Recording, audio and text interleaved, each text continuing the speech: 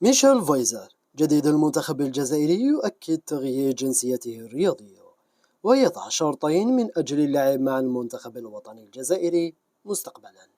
شاهد الفيديو للأخير لتعرف جميع التفاصيل، ولا تنسى دعمنا باللايك والاشتراك في القناة وتفعيل الجرس ليصلك كل جديد.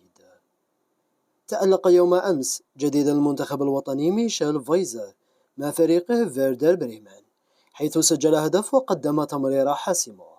وبعد نهاية المباراة تحدث ميشيل فايزر لقناة سكاي سبور عن خياره الدولي وقال: فعلا لقد أعطتني على الفيفا ضوء الأخضر، وأصبحت أمتلك الجنسية الجزائرية وقادر على اللعب مع المنتخب الوطني الجزائري من هنا فصاعدا.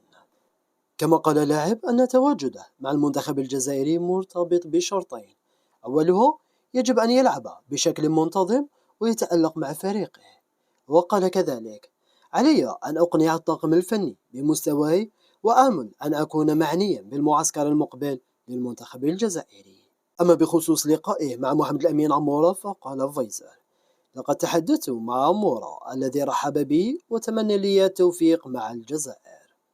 وقال فايزر: اللعب مع الجزائر فرصة كبيرة بالنسبة لي لكي ألعب في منافسة كبيرة. وختم كلامه بالقول: أريد الفوز بأكبر قدر من الألقاب في مشواري، وما بين الجزائر وألمانيا فإن الجزائر هي الخيار الأنسب بالنسبة لي على الصعيد الدولي.